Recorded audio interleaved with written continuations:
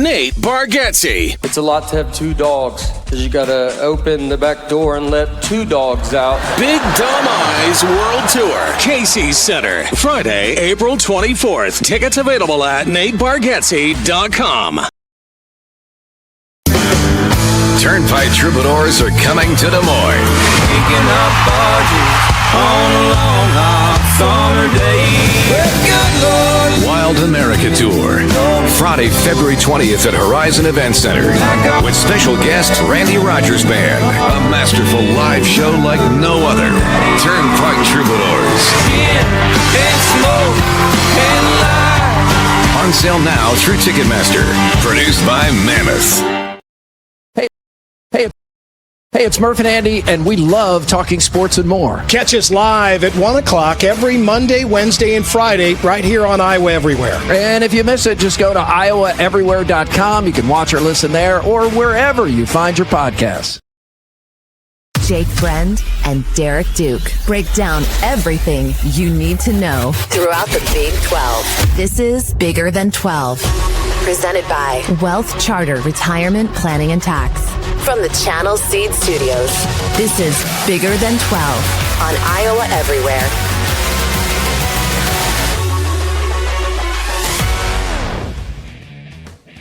Hello and welcome into the Channel Seed Studios for Bigger Than 12 on Sunday, November the 23rd. Bright and early. Bright and early. Yeah, thanks a lot, man. Why are you blaming me? Aiden's the one who pushed Some of earlier. us work long days on Saturdays, cover a college football game for over 12 hours, find time to eat in there, and then watch all the other Big 12 games. And then Derek's like, oh, yeah, I got stuff to do, man. We got to wake up early, so here we are.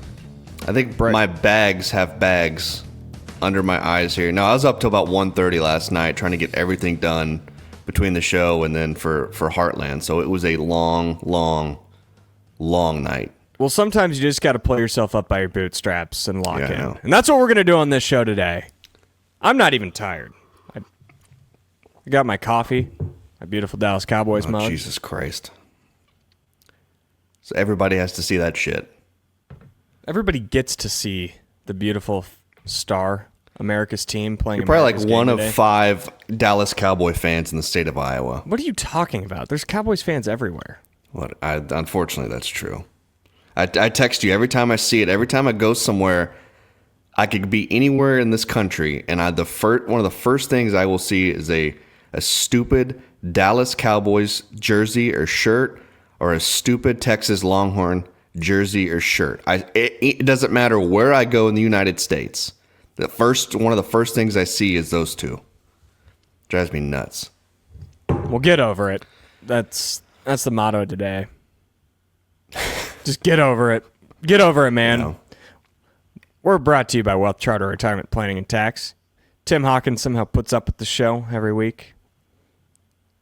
Probably listens in and is like, oh, I've got my name across that. It's probably like these two idiots.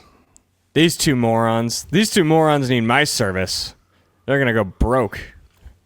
Just kidding. I do utilize Tim Hawkins, and he is a great resource to have. He is a great partner of our company, and I would highly recommend his service from firsthand experience. WealthCharterRetirement.com. Financial planning, retirement planning, tax prep. Tax season is unfortunately right around the corner, so Tim Hawkins can be your resource in all 3 of those areas. We have a good show in store for you today. Utah wins the game of the year. BYU manhandles Cincinnati. TCU survives a turnover fest in Houston. Iowa State ends the KU winning streak. Arizona State pulls away in Boulder. Arizona wins a slugfest.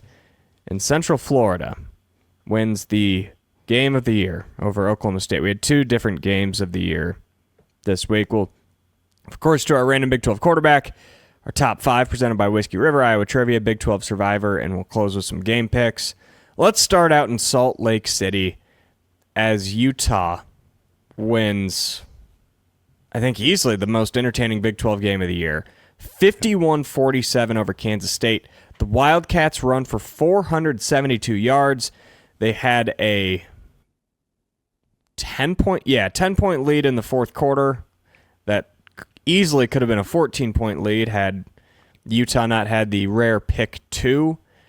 Utah comes back, wins the game 51-47 after an Avery Johnson interception in probably the loudest crowd pop of any college football stadium this year. I don't know if I've seen a stadium on camera shake for as long as Rice-Eccles did on Saturday night. That looked to be a special atmosphere, and Utah keeps their college football playoff hopes alive, their Big 12 title hopes alive, while breaking the hearts of thousands in Manhattan, including Chris Kleiman. Apparently, this was one of the craziest Big 12 games, not just this season, but maybe in recent history. I mean, I think you could definitely put it for Game of the Year in the Big 12. I thought this was going to be a low-scoring affair, and a 2015. Oh, yeah, you picked the under, didn't you? I did. And boy, was I wrong. A 2015 Big 12 shootout broke out in Salt Lake City. Defense was definitely optional in this game. 98 total points, over 1,000 yards of offense between the two. Kansas State ran for, 472 and lost? I mean, what are the chances of that happening? It's got to be like 1 in a billion. And Joe Jackson, credit to him, he put on one of the best rushing performances I've ever seen in the first half. I mean, he ended up with 293 and 3 scores, but it just still wasn't enough. And then on the other side, you had Devin Dampier, and I gotta throw him some flowers here because he's gonna be my monster beast of the week. Beast of the week.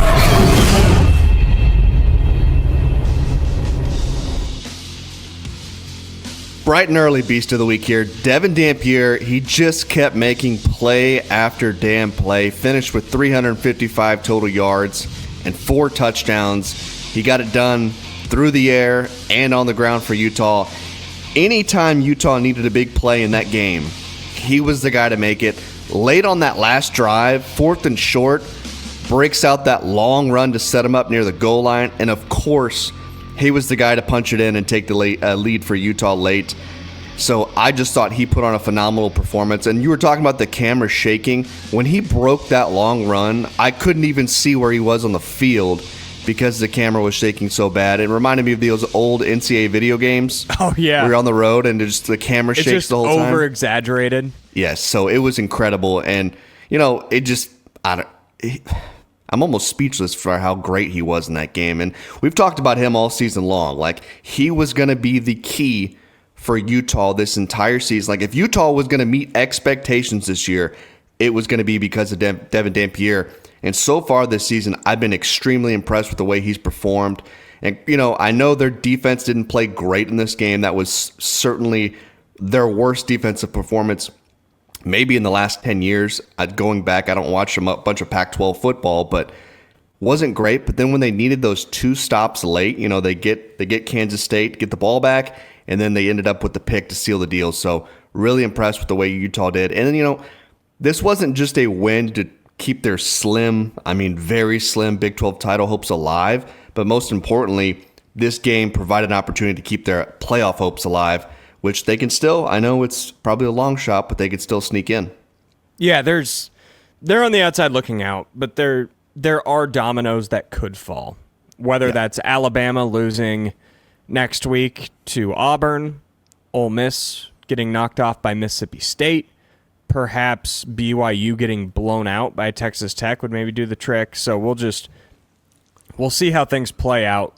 But you're right. All that was important was that they won the game. And Dampier certainly worthy of the beast of the week. It's a dang shame that Dampier wasn't healthy in that Texas Tech game earlier this season. I think that was their opportunity. I think Tech wins that game regardless, but I do think the narrative around Utah could have maybe flipped even a little more if Dampier was healthy in that game. Impressive for them. In a way, impressive for Kansas State to do what they did, to go run for 472 yards, to have 2 different 10-point leads. But understandably, it was a heartbreaking loss. And if you haven't seen Chris Kleiman's emotional opening statement following the loss, I'm going to read a little bit of it right now. I would play the video, but it's about 3 minutes long. So essentially, what Kleiman said was, I know a lot of people thought we would come over here and lay down, and the kids have cashed in because I've heard it enough. I've heard I've cashed in. I've heard that players have cashed it in, and that we need new leadership, new players, new coaches, and I'm tired of it. I got to be honest with you, I'm tired of it. I've given my freaking ass for this place for 7 years. I've given everything for 7 years, and I feel like I deserve a little bit of respect. I'm frustrated like everyone else, but I love those kids, and I'll go to freaking battle with those kids any day. That's a top 10 team in the country, one of the best offenses in the country, and one of the best defenses in the country, and we ran for 472 yards on them because we told the guys we were going to commit to running the football and told the guys to buy into it and believe it. We are running the football against these guys because nobody has tried it like we're going to try it, and the kids bought into it. They don't buy into it. Kids don't buy into it if they have their foot halfway out the door, and we stuffed it down their throat, and we lost. And I'm crushed because of that, but I'm going to stand up here frickin' proud and say that we battled our ass off against a very good team, and crushed we lost a football game, but I'm more upset with... And then he chokes up. Honestly, chokes up for probably like 30 seconds, and then athletic director Gene Taylor comes up and says, "You ain't going anywhere, brother." Hugs him. "Understand that. We got your back. We got your back." So, this is going to be my carbless refreshing take, and this is going to have to be nuanced. Carbless locations, or not locations, flavors, just up and down. Cranberry, lemon, grape. They've now shifted into tequila mode a little bit. They are the premium handcrafted cocktails of the Midwest, and you should go and pick up yourself a 4-pack at your local liquor store, gas station, grocery store. We appreciate Carbless for bringing us our refreshing take of the week. And my refreshing take is that Kansas State fans need to chill out.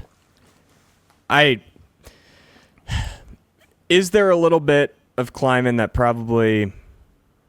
what would be the term, is looking for sympathy? Probably. But when I watch that clip, when I read those quotes, I genuinely think that was from the bottom of his heart after a really emotional loss. For a team that has been through a ton of injuries. They have been through close loss after close loss, and they have had the worst year of the Kleiman era. When you consider the expectations, when you consider having, a once-in-a-decade roster with all these guys that were a top recruiting class, being juniors, and it's disappointing. He is clearly disappointed. He's frustrated. He should be. The fans are pissed. I get it. They should be. But at the same time, I also understand where he's coming from, and I think Kleiman's a really good football coach. I think he's accomplished a lot in Manhattan. Something needs to change. I don't know if that's the offensive coordinator. I don't know if it's a recruiting philosophy.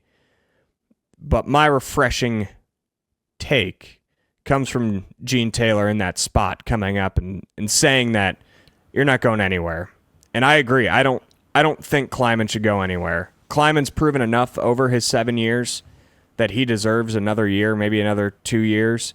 And to have that in what would be the lowest moment of his career, I would guess, to have the AD come up in that moment, not behind closed doors, not behind a text message, to do it in front of the cameras, to do it in front of everybody, I think that's a piece of leadership that I think can be rallied around the coaching staff, the players, and the fan base should rally around it too, even though I know that K-State fans, for the vast majority, are not doing that. I did not know that you would associate Carbless with a bunch of crybabies. I didn't think you would go there, but you did.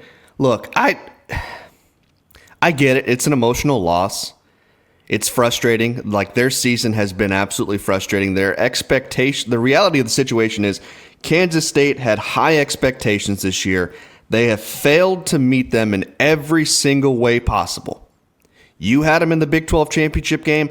I had them in the Big. You had them winning it. I had them in the game. And, they look at them right now. They're 5-6 overall. They're 500 in Big 12 play. And it's not just this year. You go back to last year, he went 5-4 in Big 12 play last year. And at Kansas State, that's unacceptable. What they've done this season is unacceptable. This is a guy that makes $5.5 million a year. $5.5 million a year to do a job. If you don't do it, you get out.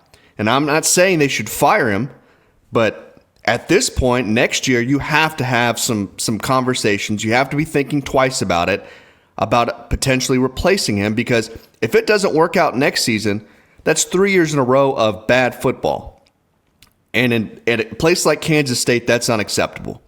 You're not going to be there for very long. Even the great Bill Snyder, who literally built that program from the ground up, by the time he was at the end of his career there, things were bad, really bad, about this bad.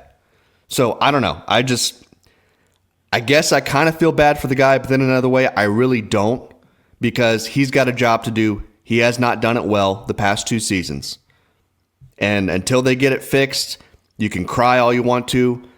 If you want to cry and wipe your face with the $100 bills, go right ahead. I don't care, because at the end of the day, if you don't get the job done, they're going to fire your ass and they're going to replace you, and they won't think twice about it. So yeah, it's fine if they want to bring him back next year. I have no problem with that whatsoever. He's earned that. But if we're going by, if this is going to be happening around the same time next year, if we're looking at this similar record, 500 to Big 12 play, no reason to bring him back in 27. That's just how I feel about it. I don't feel sorry for him one bit. Yeah, I'm not saying that I feel extremely sorry for him. I do think those are genuine emotions, though, in that I can understand the frustration of people saying his team's quit and saying that, oh, his entire team has one foot out the door. When in reality, it's just their running back, at least from what we know, that played one fully healthy game this year, is already in the transfer portal. They've dealt with injuries at linebacker. They've dealt with, Jace Brown, their best receiver's out for the year now. Like, they've dealt with a lot, so I understand where his frustration's coming from. And for a fan base to be like as angry as K-State fans were yesterday, I understand it because of the fashion they lost to Utah, but they played a dang good football game, and they probably should have won it. But like they have all year, they just didn't come up in the clutch when it mattered most, and I see both sides of it. The one thing I will say in that game, and I feel it's pretty consensus, would be the officiating in that game was not great. Yeah. It certainly was not the best officiating I've ever seen. Probably one of the worst I've seen this season. So Kansas State definitely got the short end of the stick. Revenge for Alan Lazard. I thought there was maybe a no call on PI potentially there, and then on the 4th and 1, that flag. Yeah. For whatever it was, substituting. I don't remember what exactly happened, but it was a flag on 4th and short that should have not been thrown, and then Kansas State got penalized. So they definitely had some questionable calls, but at the end of the day, I don't feel sorry. If you don't do the job, then you're not going to be there for very long. This is big boy college athletics. You know what you signed up for. If you can't get it done, they will replace your ass in a heartbeat, and they won't think twice about it. BYU manhandles Cincinnati 26-14. I don't think this game was as close as the score indicated.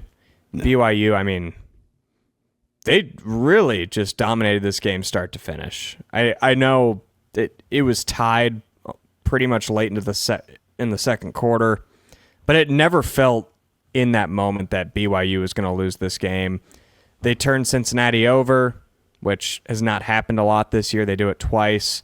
Cincy really struggles to move the ball on them all day. And BYU just does what they've done all year. They run the ball. LJ Martin, 222 yards on the ground, averaging 7 yards a carry. Bear Bachmeier made plays when he needed to. And BYU, not completely, but essentially clinches their spot in the Big 12 championship game, assuming that they can take care of Middle Florida next week. I almost feel bad for these big networks putting some of these Big 12 games on primetime slots because they all end up to be kind of duds. But then I realized how much money they make, so I don't feel as sorry for them. But game day was in Lubbock, and then they were in Salt Lake City back-to-back weeks for 2 really not great games, and then Big Noon kickoff was here in Cincinnati this weekend for this game, and it was, it was closer than the other ones, but it still was by no means the greatest. And then, BYU yet again winning another closest game. I mean, they just dominated Cincy to the point where the scoreboard, you're right, didn't show how far these teams were apart, because the Cougars ran for 260 in this game, and LJ Martin had a career day. Bear Bachmeier, didn't even really have to mention him much because he didn't need to be that great, because Martin just carried their offense the entire game. And Cincinnati had no answer for it whatsoever. When Cincy's defense needed to stop late, BYU just kept running the football, getting first down after first down, eating the clock up. And then, on the other side for Cincy, they struggled to run the ball. I thought that put a lot more pressure on Brendan Sorsby, who I think he threw for 300 yards in that game, and they only scored 14 points. And he certainly made his fair share of mistakes in that game that were costly. And BYU forced 3 turnovers in that game, which I felt were all big. And I just kind of looking away from this game. Coming in, I felt like BYU was the better team, and they certainly were on Saturday. They're 1 win away from against UCF, I believe, for punching their ticket to Arlington. And you look at Cincinnati now after this, and I kind of thought about this. They were once 7-1. Just a few weeks ago, they were 7-1. We're talking about them potentially making a Big 12 title game, maybe college football playoff, and now they've lost 3 straight. They go to Fort Worth next weekend, who TCU just beat Houston on the road.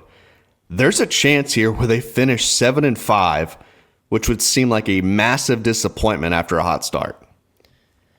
Well, and do you remember what they did last year? Yeah, they lost out to try to get to a bowl game. Yeah. This kind of feels similar. Last year they were 5-2 at one point. Lost out. Or sorry, they were 5-2 and lost their last 5 games of the season to miss a bowl game. And last year Brendan Sorsby really regressed. I do feel like in a way this year Sorsby has regressed. And some of that I think comes on the ground, where if you look against Baylor 4 weeks ago, he ran for 85 yards. Since then, he hasn't run for more than 38. You wonder if a quarterback who is as mobile as him, he's also pretty physical, even though he maybe doesn't have the frame to be physical, if that play style wears on him over the course of the year. Because that was the story last year, was that Sorsby was as big of a reason for their 5-game losing streak to end the season as anybody. And this year, he just hasn't been the same guy the last few weeks as he was at the start of the season, in the middle of this season. And you wonder how much of that is because of his running, and maybe that gets taken away over the wear and tear of a season. I'm trying to look at Scott's record here. 1-9. Do you know his record in the month of November? At Cincinnati or just overall? At Cincinnati. Oh, boy. Well, it would be 0-3 this year, 0-4 last year.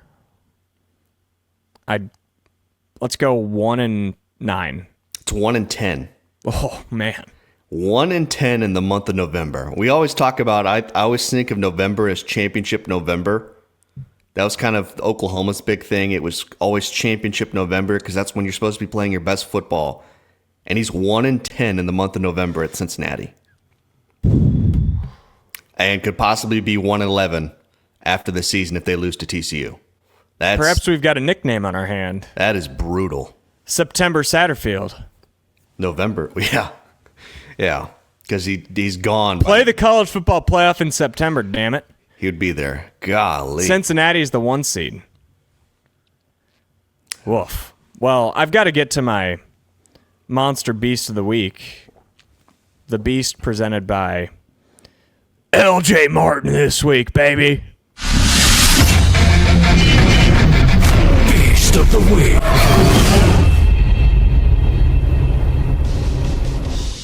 All right, we already talked about him a little bit. 222 yards on the ground, 32 carries, 7 yards a carry, 2 touchdowns. Absolute workhorse performance by LJ Martin. If you look at how this game went, Cincinnati with about 4 minutes left, scores a touchdown to cut this game to 20-14. BYU gets the ball back with 4.5 minutes left. LJ Martin goes out of the game. Looks like he gets hurt. He looks hobbled. What do they do on third down? They bring back LJ Martin in the game, and he ices it. Picks up a big first down conversion, and then a few plays later, scores a touchdown to put BYU up 26-14. Add some style points for the College Football Playoff Committee for good measure. Martin was the best player on the field yesterday, and they needed it because Bachmeier had far from his best game, but they didn't need his best game, like you mentioned. LJ Martin, the Beast of the Week, presented by Monsters, the Beast Hard Seltzer. God, when LJ Martin and Bear Bachmeier are you're facing them and they're both just running at you, like good luck stopping either one of them. It's tough of any defense. His first down conversion, he got met at the line of scrimmage, and it didn't even look like he had his head down. He was kind of straight up, and two defenders still bounced off of him. Oh yeah, it was like they were running into a brick wall. Guy is very physical. Guy is built. I love this. He's built like a brick. Yeah, it's fun to watch. It's fun to watch if you're from a good country like America. The hell are you talking about? Oh man, those Pac-12 people, they don't like that football. Oh no, they don't. No, they don't at all. Those people on the coast, they can't appreciate good Midwest Big 12 football like LJ Martin provided us on Saturday night. Which is kind of ironic because BYU and Utah both play similar style of football. And they were kind of, Pac-12. I know Utah was in the Pac-12. BYU wasn't officially in the Pac-12, but they did play a lot of Pac-12 teams. Well, that's why I can appreciate Utah because they were the oil in the water out in that conference. Everyone else was playing football like it was the year 2090, and Utah was still back playing 1970s football, and that's how they won a couple of those titles. They just punched everybody in the mouth. Yeah, well, if not for the Big Ten adding a couple teams from the West Coast, they'd still be playing 1925 football. I love my channel seed football that we've got in the Big 12. Iowa State played a little bit of Big 12 football. They did. They beat Kansas. Ends the 3-year losing streak to the Jayhawks, which I'll just say I'm very glad that's over. That was infuriating as that went on. Iowa State, honestly, kind of a similar type game to BYU. I think this game was won on the ground. The headline is probably how Rocco Becht looked, which was a lot better, threw for 3 touchdowns.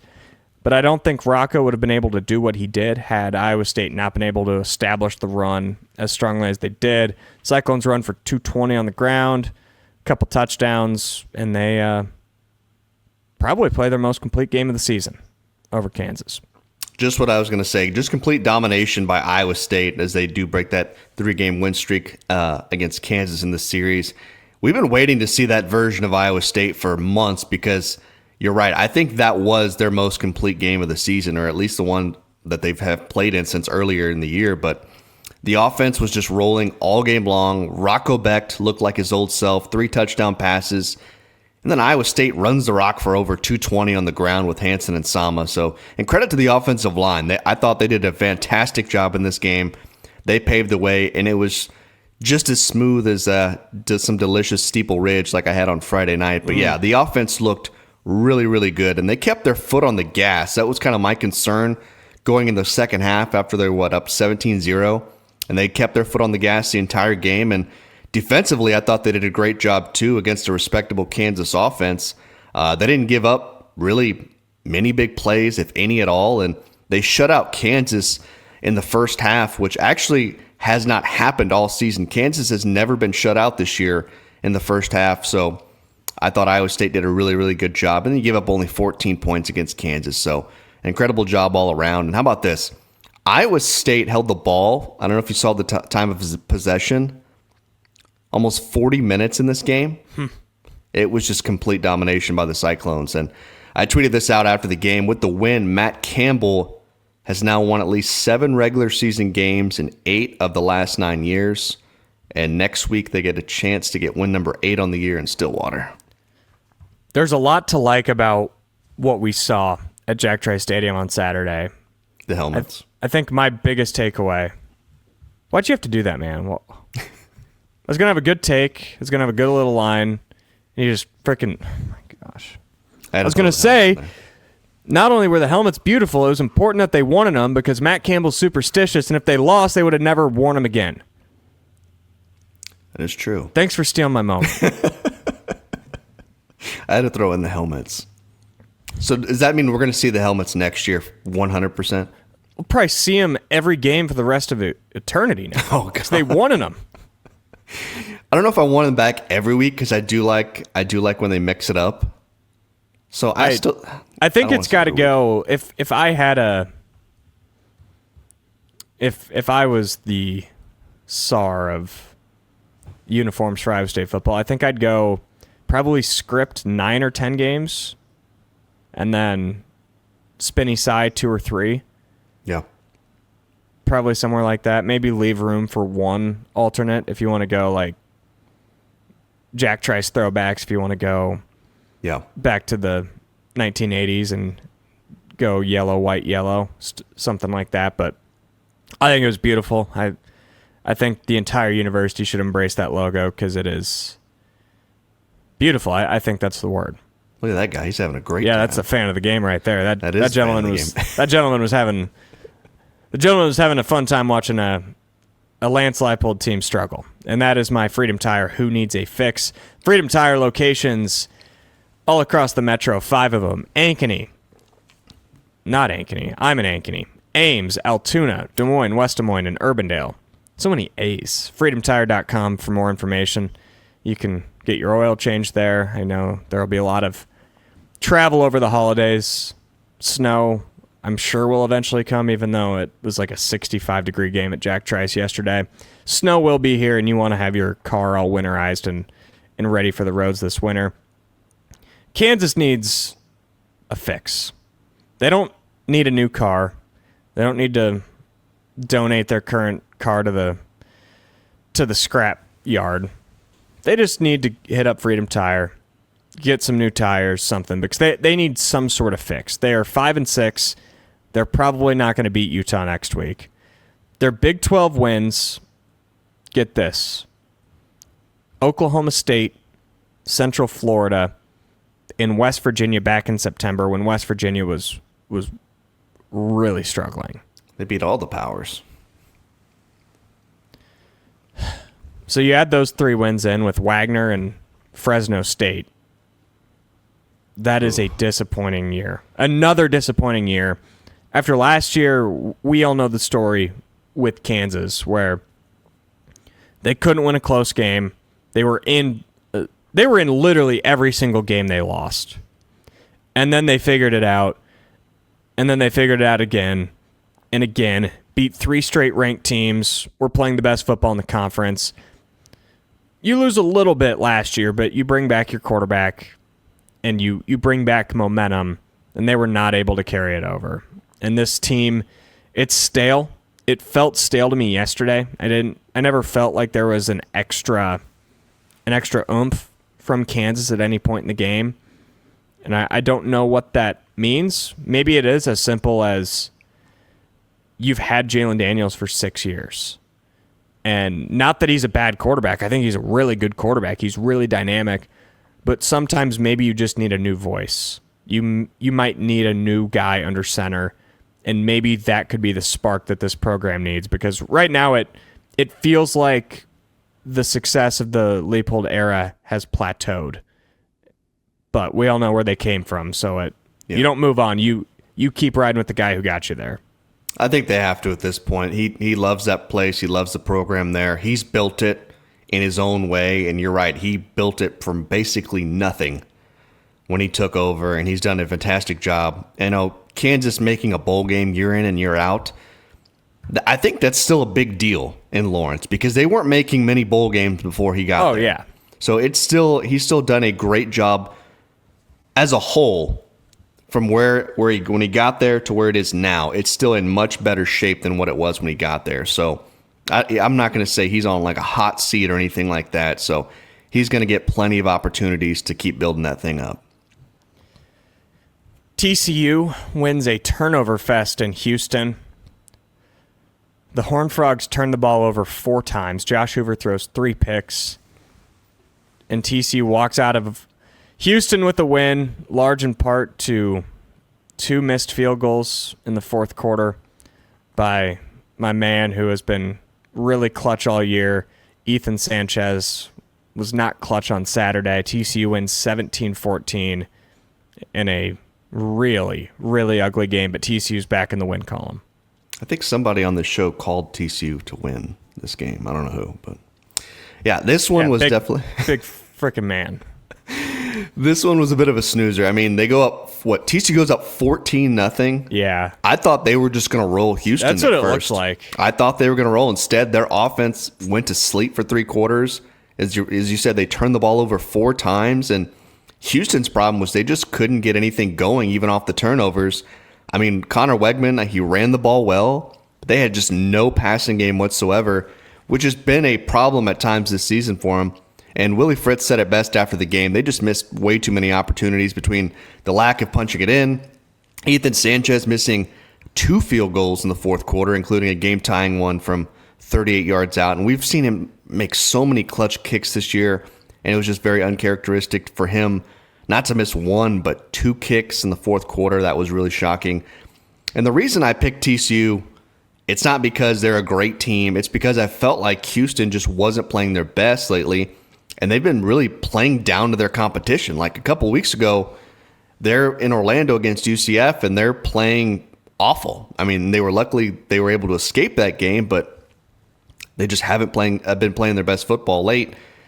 And now you look at it for TCU. I mean, I was talking about them going 6-6. They still have a chance next week to get their 8th win of the year. I mean, it's not off the table. Yeah, to me, this TCU win feels a lot like their loss to Iowa State a couple weeks ago, except inverse. Like, Iowa State did not play great in that game. The offense looked bad for 99% of that game, but they did just enough to walk out of there with a win. And it was in a spot where they desperately needed a win more than anything, and that's what TCU needed. They didn't need a perfect game. They just needed a win, and they get one. Houston, on the other hand, what team have I compared them to all year? And have you not paid attention to me on this show? I don't know what have you compared Houston to? I've compared them a lot to 2017 Iowa State, when it was Matt Campbell's second year, Willie Fritz's second year. They seemed ahead of schedule, jump up, have some big wins. But then how did that Iowa State 2017 season go? It was just a couple missed opportunities in games that they felt like they should have won. Houston has now lost to West Virginia at home and TCU at home. 2 games they were favored in, 2 games they should have won. That 2017 season, Iowa State lost at West Virginia when they shouldn't have. They had a weird loss at home to Oklahoma State. So this doesn't change my outlook on Houston long-term as a program. But this is a total missed opportunity when, if they would have just taken care of business in these 2 games that they were favored in, they'd have 1 loss right now. Yep. But it's still a heck of a coaching job by Willie Fritz.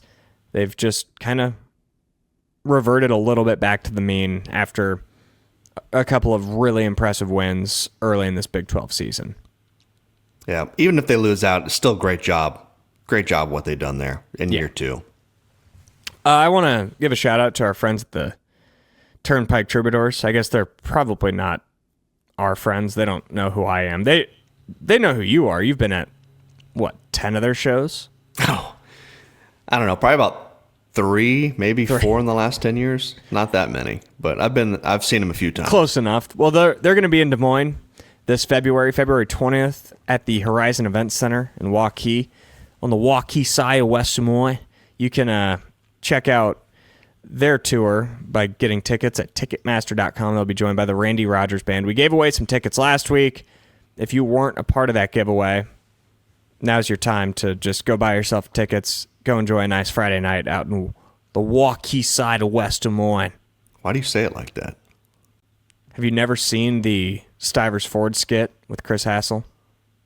Oh, yeah, I have. Is that what it's from? Yeah, that's how Andy... Okay. You can't cuss on the radio.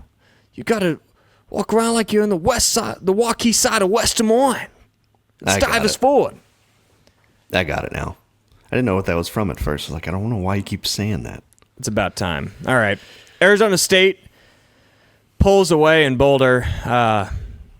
This game had quite a bit of emotion on my end. We didn't even pick this game last week in our pick segment, but this was the one Big 12 game of the week that I placed American currency on, and it seemed to be in doubt in the third quarter at points, but Arizona State did what they should have and pulled away from Colorado to walk out of there with a 42-17 win over the Buffs.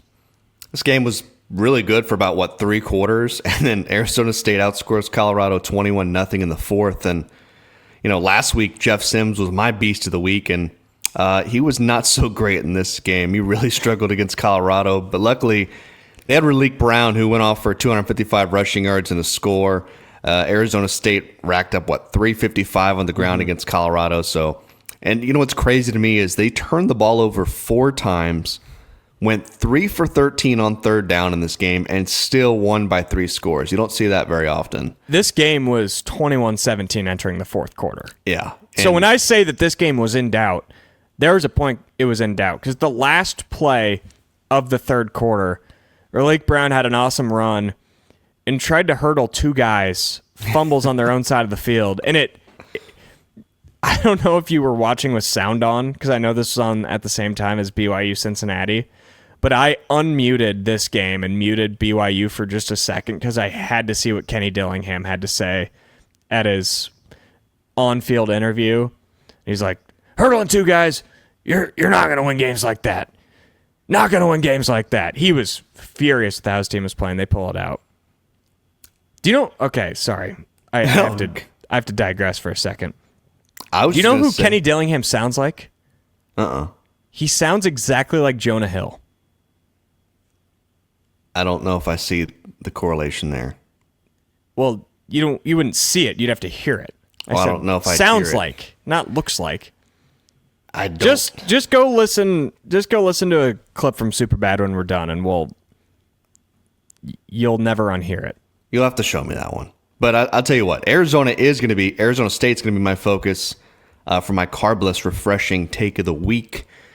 It's because the Sun Devils, they just keep finding ways to win these games. They've won 4 of their last 5, 3 in a row without Sam Levitt. They won a couple of those games without Jordan Tyson, who was back in this one yesterday. They got a big game next week against Arizona. And, I may be a week early on this, but if this team wins 9 games with the injuries that they've dealt with, Kenny Dillingham should absolutely be in the running for Big 12 Coach of the Year. And they're ranked inside the top 25, and it feels like nobody is talking about this team whatsoever. Zero respect for the Sun Devils, who technically aren't out of the Big 12 title race just yet. But again, what a hell of a job he's done there in Tempe. It's incredible what he's been able to do this season without arguably the Big 12 Player of the Year in Sam Levitt. He's one of the best quarterbacks in the conference, maybe even in the country, and they still just keep winning game after game. Jeff Sims, I know, struggled yesterday, but 3-0? Yeah. As a starter? I think 3-1. Didn't he? No, never mind. You're right. He didn't play the Houston game until, I think, late. It was the Utah game, though. So he's won 3 in a row because he started that one game before Levitt came back. That is true. Either way, you're right. Either way, your point still stands. And I agree. It has been quite the coaching job by Kenny Dillingham. I think it shows the overall talent they've got on their roster up and down, that you can substitute a quarterback that is, much lesser than Sam Levitt and still find a way to win these games. Yep. Which, we got to talk about Sam Levitt. It happened early in the week, so we haven't had a show since. He shopping himself around. Certainly odd. I don't blame him. I mean, if you're chasing the money, that's the move. It would suck. I'd hate to see him leave this conference in Arizona State, but I guess we'll see what happens, because this could just be a negotiation tactic to maximize his own value in Tempe. But at the same time, reading Dillingham, it sounds like he's gone. Like Dillingham had a fine quote about him, but it was just very short to the point. It seemed like, they're probably not on the best of terms right now. Yeah. And I can't blame Dillingham for thinking that. I'm leaving for more money, yet we still call them student athletes. That'll be a discussion for another show, I think. For sure. Arizona wins a slugfest over Baylor. This, honestly, in a weird way, was similar to that Arizona State game, where this game was close in the fourth quarter, and once Arizona made a play in the fourth quarter to go up 2 scores, this game was pretty much over, and Dave Aranda rolls over and dies, unfortunately. You're right. It was close, and then Arizona outscored Baylor 20-0 in the final 15 minutes. It was 21-17 to start the fourth quarter, and Sawyer Robertson threw a interception in the end zone on 4th down. And from that point, Arizona misses a field goal. Baylor fumbles the very first play of the next drive. Arizona scores, and then essentially game over. Yeah, listen to the drives here by Baylor in the fourth quarter. You ready for this? Interception, fumble, turnover on downs, pick 6, turnover on downs, and then sack to end the game. Arizona scored 3 touchdowns in 4 minutes of actual game time, which I don't know if I've ever seen that before. And, we all knew Baylor's defense was bad, but it's mind-boggling to me that Baylor's offense is now bad too. Like, that was the one thing you could count on for Baylor.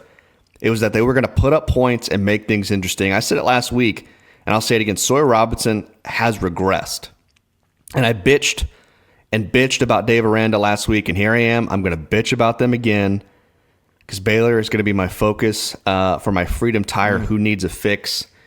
And boy, do they need much, much more than that. Baylor decided to keep Dave Aranda around for another year, as we learned earlier this week. And my dumbass said that Baylor's president should step in since Mack Rhodes, their AD, is leaving. And what did she do? She decides to keep Dave Aranda for another season. Jake, I don't know about you, but I am sick and fucking tired of talking about Dave Aranda and his damn job. What does this man have to do to lose his job? There is no job in America where you can do so poorly at your job and continue to get paid millions and millions of dollars. And perhaps there's no better example of that right now, what's going on in Waco. I mean, have you seen what she said on Dave Aranda? Like, she came out with a quote the other day saying, "Our team loves and respects playing for Dave Aranda. I can also attest that he aligns with Baylor's Christian mission and is an incredible ambassador for our university." Great. There's no amount of prayer or scripture reading in this world that is going to make Dave Aranda turn things around in Waco. Is she waiting on the second coming of Christ? Because I don't know. Or is she just until she just completely makes fans stop showing up, stop donating money, most importantly, stop caring, which it's getting pretty close to already. And once again, Baylor is the laughingstock of the Big 12 for making boneheaded decisions. And I'm so sick and tired of all this shit. I truly hope Baylor cleans house. They need a entire refresh clean, top to bottom, in their athletic department. It's embarrassing. Would this be happening if Mark Rhodes was still the AD? Or if they had an AD? Like, do you think this is a byproduct of there not being leadership in the athletic department? And they're like, well, if we don't have leadership, we can't really fire the coach. I don't think there's any leadership anywhere in that athletic department, period. I mean, look at you saw the video of Dave Aranda smiling and laughing after the game. He just got his ass kicked by Arizona, and he's laughing with Brend at midfield, just laughing and smiling like nothing just happened. Like, he's so freaking oblivious to it all. And Like, if you're a Baylor fan, you should just...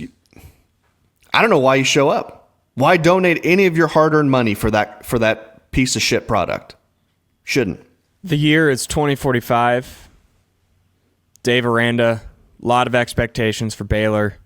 They underachieved for a 6-6 season. Their athletic director says that they're going to bring him back, going to give him resources. Baylor has no expectations. They overachieve, win 9 games, bring back a lot of talent for 2047, underachieve, and the Baylor athletic director says, oh, we're going to bring him back. And that cycle goes on until the end of time.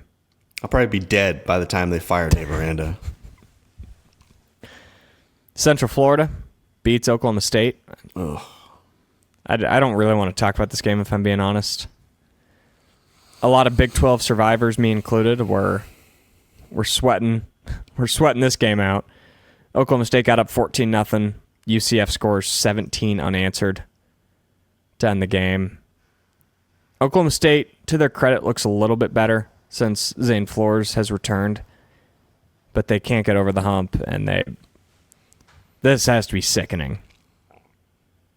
I was so damn close to pulling off a miracle. Earlier last week, I wrote about Oklahoma State, and I said that you did in the Big 12 buzz. And their winless streak in Big 12 play would come to an end against UCF, and I was so damn close. And they had control of the game. Up 14-0, I thought they could run away, and instead they just shit the bed. The offense went flat. They didn't score a single point in the second half.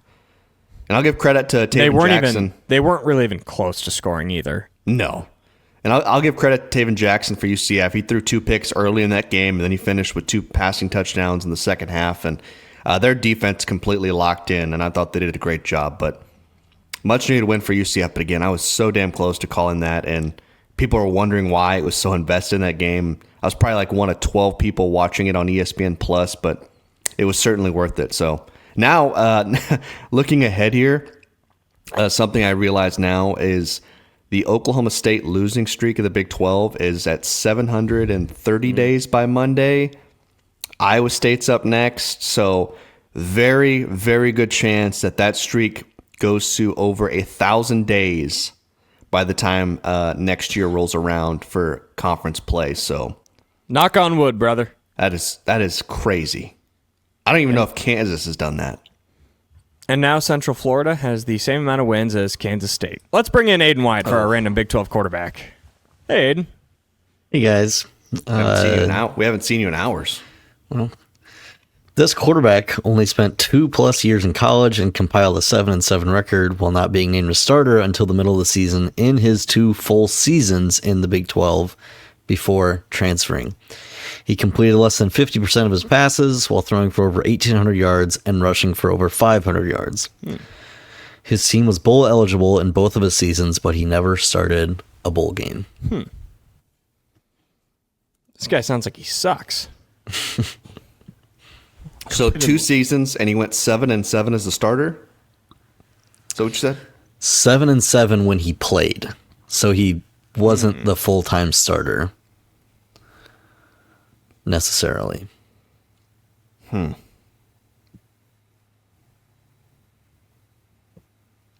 Jake, do you have a guess? I have one name in my head, but I don't think it's right. I don't really have a guess. Do you have a school guess at all, Jake? Maybe Texas Tech. Is that right, Aiden? Is it from Texas Tech school? No. Is it from Kansas State? No. Damn. We probably need another hint. That's a pretty bleak stat line. That's nothing memorable about that stat line at all. Is it Jared Barnett? It's Jared Barnett. Holy shit. Good pull. Yeah, so the reason I went with Jared Barnett is we celebrated the 14-year anniversary of him blowing up the BCS last week, so sorry to go for an Iowa State quarterback again, but... That's why you doubled up on me. Yep. Yeah, I think this might be 3 in a row, actually, but... I take back earlier. I take back earlier when I said bad quarterback. Coach Barnett, he was always very good to me when he was the head coach at Des Moines Roosevelt. I interviewed him several times for Local 5 News, so I'm a big fan of Coach Barnett. But yeah, I was trying to think. I'm like, he definitely didn't start the Liberty Bowl, and I was 99% sure he didn't start the Pinstripe Bowl either. So he came in after Steel Giants played in the Pinstripe Bowl. I don't know that he played at all during the Liberty Bowl, but he transferred to Illinois State after his sophomore year at Iowa State, and I think he had a neck or a back injury and had to retire after like 2 games there. So kind of a sad ending, but cycling legend for sure. Take that, wow. Duke. 3 weeks in a row. 3 in a row. Well, of course, I'm not getting those. You remember him like nothing. No, his. Just look at the stat line. When they said that stat line, I was like, that's a pretty bleak. There's nothing special that jumps out about that stat line whatsoever. Well, he had like 4 games that he just went crazy in, and then he was. I was trying to think of mediocre Big 12 teams, which is why like my mind went to Texas Tech in probably the late 2010s. I was thinking it would be like one of those. I was thinking West Virginia, times. Maybe. Yeah, like one of those times went where the Gino quarterbacks to Will Greer. So I'm like, I don't know. So that's a big gap. I was thinking more like it was a starter, but it was a competition between 2 or 3 guys. Yeah, that's what Iowa State was. They bounced between Barnett, Steele Jantz, and then a little bit later into Sam B. Richardson, Grant Rohach. Nonetheless, it's a good time reminiscing about former Big 12 quarterbacks. It'd be even more of a good time if we did it at Whiskey River. Looking for a good time? Thought so. Whiskey River is just the place. We've got the booze, the food, the vibe, and the amazing rooftop patio. The only thing missing is you. Whiskey River. The only thing missing is you. At Whiskey River. Locations in Ankeny and Ames. Delicious burgers. I mean, delicious food all around, but the burgers are my personal favorite. Cold beer. Really cold beer, comfy bar stools, great service, big TVs. It's got everything you need to have a good day at your local fill-in hole. Whiskey River, Ankeny, and Ames, they bring us our Big 12 top 5 power rankings. I'll start. This was maybe the easiest week so far.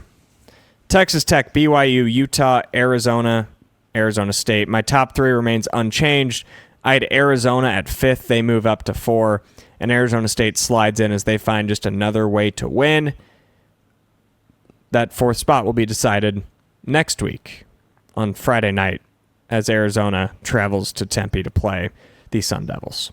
I believe that game's actually sold out, if I read that correctly. That is Better a be. sellout. Yeah. Yeah, pretty boring as far as my top 5 goes. Not a lot of shakeup. Texas Tech stays at 1. BYU at 2, of course. Utah stays at 3. That would have been interesting, though, if Utah would have lost, where to put them. But still have Arizona State. I had them at 5 last week. I bumped them up a spot. And then, actually, I think I left Arizona State at 4 last week. I don't remember. New week. I forget a lot of things. Arizona enters my top 5. Maybe for the first time this season, if I had to look back. I believe this is their first appearance in my top 5. And you're right, we're going to find out a whole lot more about these two next week in the Territorial Cup. That's going to be a really good one. That is Friday night, correct? Yes, it's Friday night at 8 o'clock. That's going to be a really good one. We'll get to that in our picks in just a second. First, Big 12 Survivor. A lot of people barely survived. You're lucky. And again, it's looking like we're going to have multiple, if not dozens of people that survived the regular season. If that's the case, we'll move on to bowl season, and it'll just be a game-by-game pick-em for Big 12 teams. So, I still have BYU left, so I'm just letting everybody know I'm rolling with BYU next week against UCF. You're in a good spot. You are in a good spot, my friend. Do you have BYU left? Are you going to do an eliminator for the Big 12 championship game? I was thinking about that. Split it in half, almost. Well, everyone just might pick Texas Tech. Yeah. I'm picking we Texas could Tech. do that. Yeah. We'll do that because that way, even if you're wrong, could you imagine if like 99% of people pick Tech and BYU pulled the upset? That'd be true Survivor. So yeah, we'll do that. Good. Somebody good would pick BYU. Yeah, there'd be a few people. Somebody would do it. There'd be a few people. Aiden, get back on camera. Where do you Come think you're back here. going? Iowa trivia question time. Bob Feller. Wow. No. Which of these movie stars is not from Iowa? Cloris Leachman, John Goodman, John Wayne, or Adam Devine? To be honest, I don't know who the first fella is. Who You the would hell's know if you Adam saw her. Devine? I don't know who Adam Devine is. He was in like Workaholics.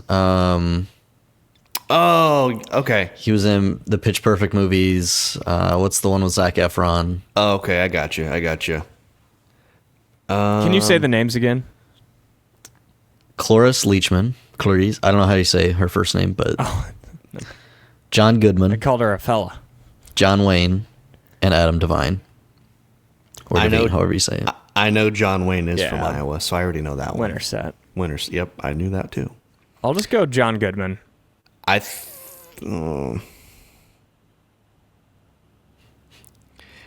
I don't know if Jake's right on that one. Screw it. I'm gonna go with the first lady. It's John Goodman. Damn it. Bang. He is from Missouri or something. Can you show? Can you pull up a picture of Cloris? Yeah, you'll know who she is, I think. That's the old lady, She's in isn't a it? bunch of stuff. Yeah.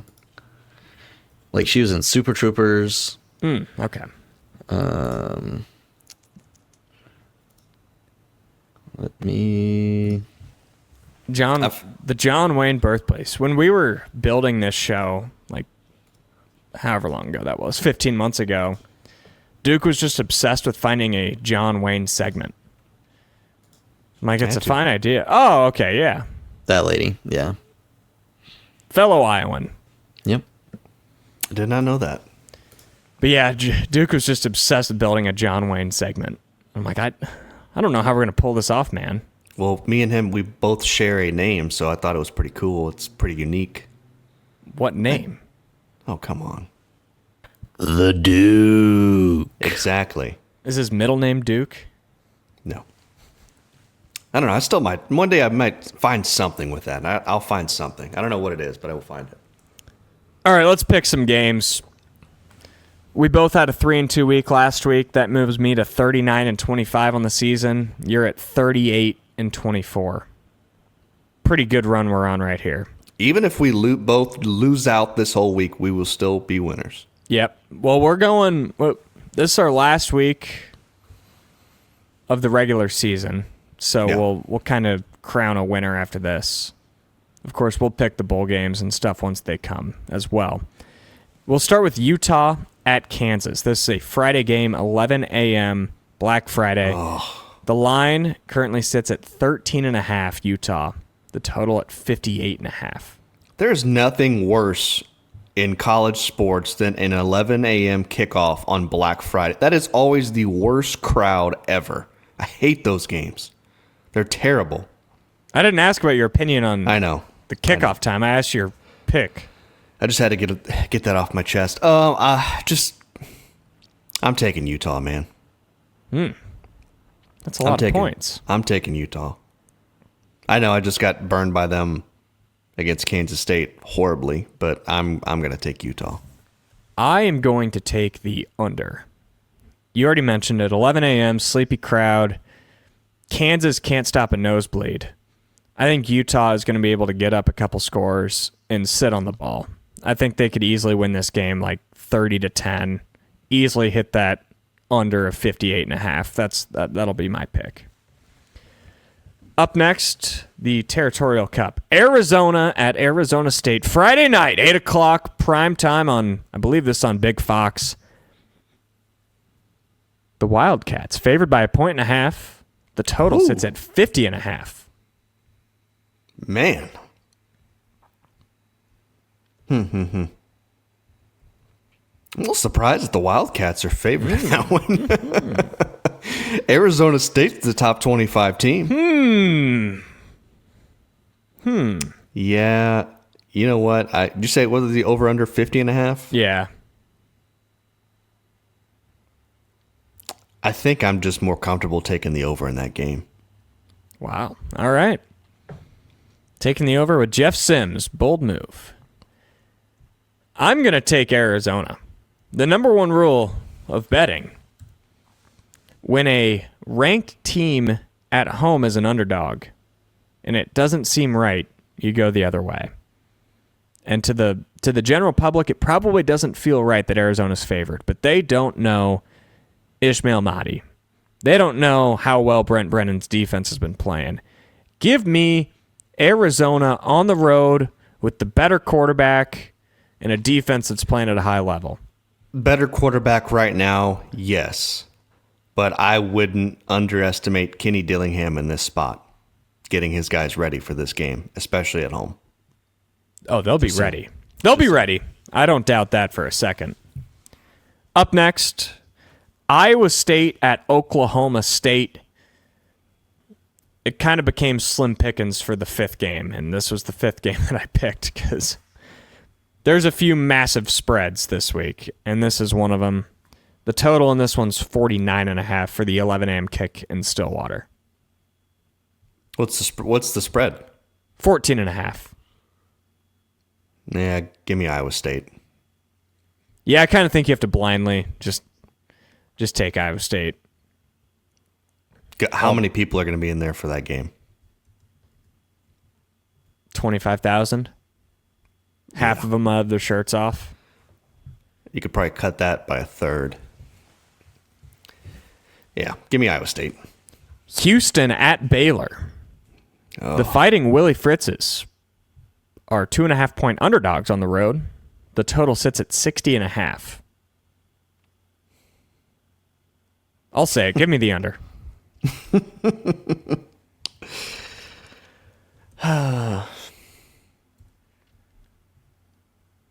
That might be the toughest decision I have to make here.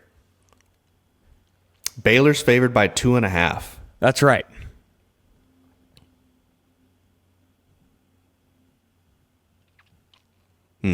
What time is that game at? Is there a game I don't time? think it's out yet. It's not out yet? We're recording too dang early, man. They haven't released the 6-day windows yet. That'll probably come out like as we speak.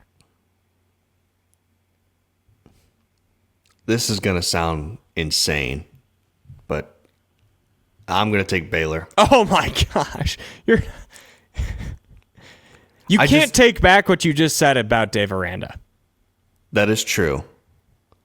But I just don't like the way Houston's playing right now. I said that against TCU, and they were at home against TCU. That's fair. It wouldn't surprise me. You're probably right. If you had to take either side, it's probably Baylor. I feel comfortable with the way Baylor's offense is playing right now. God, of course, the way Houston's offense is playing right now. They're both bad. I have a hard time seeing this game hit the lower 60s. I would probably say that's a safer bet. It's just, again, I don't like the way Houston's playing. Yeah, I don't like the way Houston's playing. I don't like the way Baylor's playing. It's that'd be kind of just a toss-up at that point. I don't know. I'll give Baylor. They're going to have so much negative press this week. It's not even going to be funny. So I'll say they come out and just get one win to end the season. You thought that one stumped you. We'll close with this one. Cincinnati at TCU. The Horned Frogs favored by 4.5 at home. The total sits at 59.5.